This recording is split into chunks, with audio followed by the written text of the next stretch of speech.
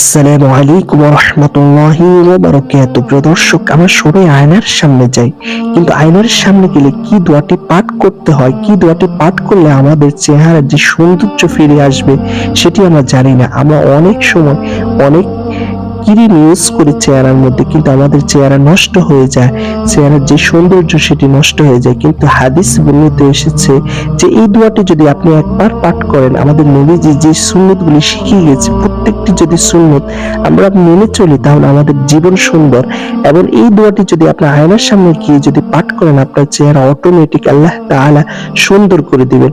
এটা হচ্ছে আল্লাহ তাআলার শুকরিয়া আদায় করেছেন আপনি। সুবহানাল্লাহ। আল্লাহ তাআলা ইসলামকে পূর্ণাঙ্গ জীবন বিধান হিসেবে নির্ধারণ করেছেন।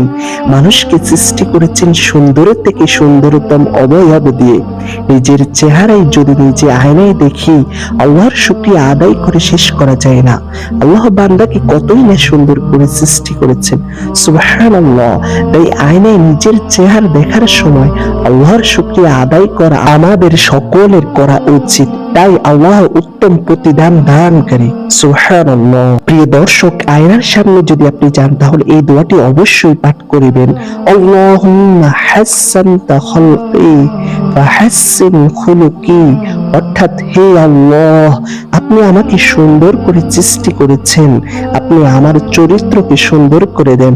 সুবহানাল্লাহ। প্রিয় দর্শক, পরিশেষে প্রত্যেক বান্দার উচিত কোরআন হাদিসের শেখানো দোয়ার মাধ্যমে আল্লাহর নিয়ামতের শুকরিয়া আদায় করা। সুবহানাল্লাহ। আল্লাহ আমাদেরকে তৌফিক দান করুক। আমিন।